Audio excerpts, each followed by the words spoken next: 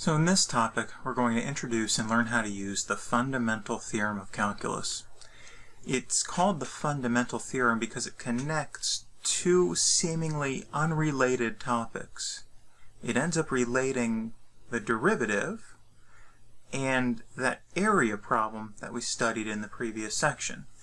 And it's so important that it was given the name fundamental theorem over the years. Now, we're going to start this section by introducing a strange function. So we have this capital F of x is equal to the integral from a to x of f of t dt. Now let's understand something here, right? X is the independent variable.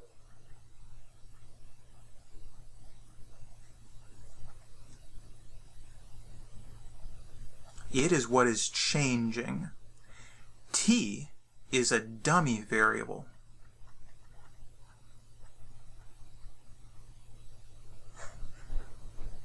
Now I could use whatever I wanted in that situation. And so this function here, this capital F function, is the area under the curve f of t from a to x. Let's draw that. Let's make sure we understand what this is saying. All right, so if this is the t-axis, and here's some generic curve, this is the curve f of t, and here's a, and here is x, then in a sense, this function is describing the shaded region between a and x and under the curve f of t dt. And so that's what this curve does, or this function I should say. This function is an area function. It collects the area of the curve from the curve f of t from a to x. Now, one really important property of this function is that if we take its derivative with respect to x, if we take the derivative with respect to x of the integral from a to x of f of t dt, we get f of x. And we'll accept this without proof. The proof isn't horribly complicated, but it does require a lot of precise steps. And if you're interested, go ahead and look it up. Well, maybe I'll post a link to one. But we will accept this without proof. And so what this is saying is, if I define this function capital F of x as the integral from a to x of f of t dt, and then I take the derivative of that function with respect to x, I get f of x. I get lowercase f of x. Okay, so let's be careful about the uses of uppercase and lowercase here. Okay, so let's see an example. What does this mean? All right, so if I let capital F of x be equal to the integral from 6 to x of 3t squared plus 7 dt, we're asked to find f prime of x. All right, well, f prime of x, that's d by dx of f of x. And so then that would be d by dx of the integral from 6 to x of 3t squared plus 7 dt. Now, take a moment, compare that to what I wrote in the previous slide, the previous page. If I take the derivative with respect to x of some constant a to x of some f of t, right? So this is my a, there's a equals 6. This is some f of t dt. And so then I have the integral from a to x of f of t dt, and I'm differentiating with respect to x. Then the result, according to what I wrote on the previous slide, is then 3x squared plus 7. F of x. Take that same function, that f of t, and rewrite it in terms of x. That might not seem too important, but let's think about that. I took the derivative of f of x, of capital F of x, and I got this function.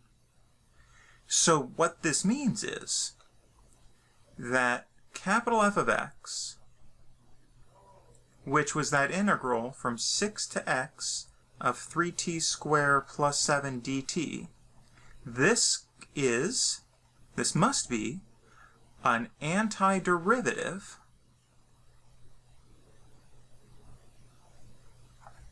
of 3x squared plus 7. So this function in this strange form is an antiderivative of the function.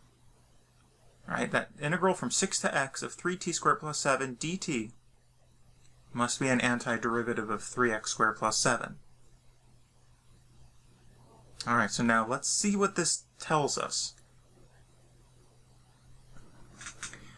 So now let's use that strange function to evaluate the integral from a to b of f of t dt. All right, so I'm going to make a slight change to how I wrote that strange function, and that I used a lower limit of a. I can use whatever letter I want, so I'm going to use c instead this time. So I'm going to say let capital F of x, let capital F of x be the integral from c to x of f of t dt. All right, so let's make that assumption. Well, now then, the integral from a to b of f of t dt, I can use a property of integrals that we learned in the previous section, and I can write that as the integral from a to c of f of t dt plus the integral from c to b of f of t dt. Notice that this second integral looks pretty close to this first integral. I have a b in the place of x, though. That's the only difference. Now this first integral, though, I need the c as the lower limit. So let me rewrite that. Let me flip the limits of integration, but then I have to remember if I flip the limits, then I have to include a negative in front of the integral. So then this is negative integral c to a of f of t dt plus the integral from c to b of f of t dt. And now notice that each of these has that form, and in this first example, right here, this is my x, a is my x value, and in my second integral, b is my x value. So then this is equal to negative capital F of a plus capital F of b by how I've defined the function.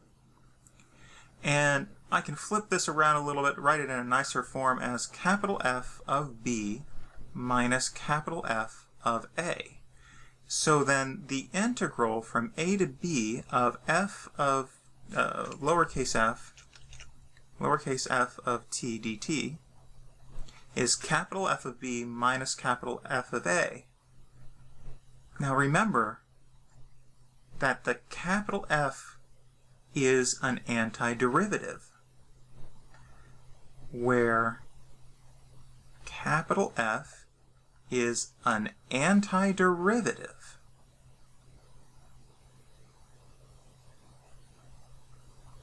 of lowercase f. So this is the big connection. If I want to find the area under a curve, I can use an antiderivative. And that's really the big important concept that is the result of this fundamental theorem of calculus. That's what connects those two big ideas, the area and the derivative. So now here's the formal statement of this fundamental theorem of calculus. So again, this theorem is usually stated in two parts. If lowercase f is continuous on AB, and let capital F of x be the integral from a to b of f of t dt, then capital F is a differentiable function on a to b, and f prime of x, which is the derivative with respect to x of the integral from a to x of f of t dt, is equal to lowercase f of x. That's usually called the first part of the theorem. The second part of the theorem, let f be continuous on a to b, and let capital F be any antiderivative of f. Then the integral of f of whatever variable, I'll just use x because that's the standard, the integral from a to b of f of x dx is capital F of b minus capital F of a, again where capital F is any antiderivative. This is the fundamental theorem of calculus. So now let's get some more practice learning how to use this fundamental theorem. So first, let's find the derivative of each function. So here we have g of x is equal to the integral from 2 to x of cosine of t squared plus e to the 5t dt. So I want you to find g prime of x. Now would be a good time to pause and try this on your own. Alright, so g prime of x would be the derivative with respect to x of the integral from 2 to x of cosine t squared plus e to the 5t dt. Alright, so notice this takes the form, if we look at that integral, that's the form a to x, integral a to x, and here this is a function of t. Function of t dt. And so then g prime of x would be cosine of x squared plus e to the 5x. And here I'm using the fundamental theorem of calculus, part 1, right, FTC 1. I'm using the fundamental theorem of calculus. That fit it perfectly. Now, the second example here, we're asked to find r, we're told r of m is the integral from m cubed to 0 of z squared dz. Now, this has that strange form, but it's not quite right. For one thing, in the statement of the fundamental theorem, it needs to go from a constant to just the variable. So the first thing we need to do here is flip the limits of the integral and throw in a negative. So now this is the integral from negative integral 0 to m cubed of z squared dz. Now the other issue is that we need this upper limit to just be a variable, not anything else, not a function of a variable. So what I'm going to do here is I'm going to make a substitution. I'm going to let u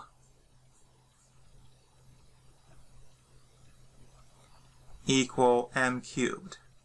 And so then du dm, the derivative of u with respect to m, is 3m squared. Alright, so now let's put a couple ideas together. So then, if we wanted r prime of m, so then that's d by dm of, I'll go ahead and use the integral, the negative integral 0 to m cubed, z squared dz. And here I'm using z instead of t. It's still a dummy variable. I can use whatever I want. Okay, so now, applying the chain rule. If we think about the chain rule that we learned back in whenever that was, d by dm of some quantity of box is the same as d by du by du dm of box. Okay, so that's a form of the chain rule. So then this is d by du dm. Oh, and I can bring that negative outside. Let's bring the negative out in front. And then now I'll go ahead and apply that substitution. Integral 0 to u of z squared dz. Alright, now, the way this works is I can move the differentials around as I need to. And so then this is negative d by du integral 0 to u z squared dz times du dm. Alright, now this part here is easy. D by du, integral 0 to u of z squared dz, that would be, and don't forget the negative, negative u squared from the fundamental theorem of calculus part 1. Now the second part here, the du dm, we calculated that earlier, that's 3m squared. Now, we had r of m, right? We had r of m, so r prime needs to be a function of m.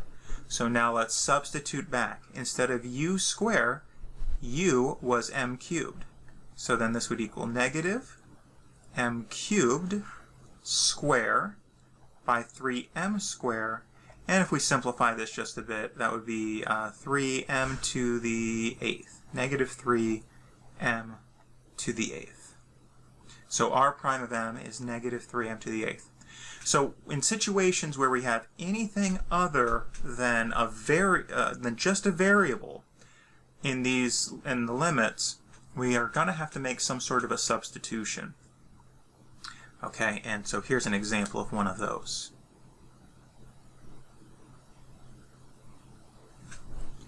All right, let's see another example. Let's evaluate this integral. The integral from 1 to 9 of 20 minus 0.2x squared dx. Now, if you look at this integral, it should look really familiar. We spent a good amount of time in the previous topic approximating this integral using rectangles. And we found that as we approximated this integral, we got closer and closer to some specific number. Well, now we have a technique that will find this exactly. So, the integral from 1 to 9 of 20 minus 0.2x squared dx. First thing we have to do, we need to find an antiderivative. So if f of x is 20 minus 0.2x squared, let's find capital F of x, the antiderivative, right? The antiderivative of f of x dx. All right, well, that's not too bad. The antiderivative of 20 is 20x. The antiderivative of minus 0.2x squared, so that would be minus 0.2x squared, x cubed over 3, plus a constant. All right, so let's see, 0.2 over 3, gosh, that's a mess. Let's clean that up a little bit. 0.2 over 3, so that's 20x. Let's multiply both numerator and denominator by 5 there. Why 5? 0.2 times 5 is 1. So let's multiply by 5. Let's multiply by 5. And so then that's minus 1/15 x squared, the x cubed, plus a constant. All right, now we have to find Now find capital F of 9 minus capital F of 1. Alright, so now that we have the antiderivative, we need to calculate it at 9 and calculate it at 1 and then subtract those values. Alright, so F of 9 would be 20 times 9 minus 1/15 of 9 cubed. Oh, plus a constant, plus the constant, minus F of 1 would be 20 times 1 minus 1/15 of 1 cubed, plus the constant. Alright, so now we go through a little bit of arithmetic here. Let's see, 20 times 9 plus, minus 1/15 times 9 cubed, and we turn that to a fraction. I get 657 over 5 plus a constant. Okay, minus. Now 20 minus 1/15, 20 minus 1/15, and turn that to a fraction. That's 299 over 15 plus a constant. And notice that the constants reduce out, or subtract out, right? Plus a constant minus a constant, those subtract out. And so this ends up being just 657 over 5 minus 299 over 15, 1,672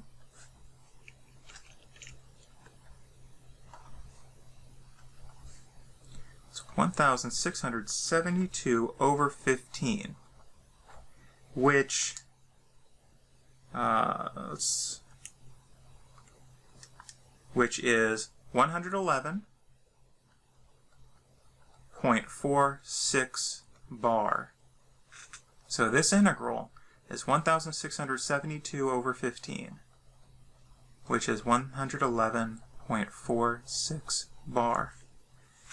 And so this fundamental theorem of calculus, now the second part, gives us an exact way to evaluate integrals, as long as we can find an antiderivative. Now, if we can't find an antiderivative, we have to fall back to numerical methods, and we learn some more numerical methods in other courses.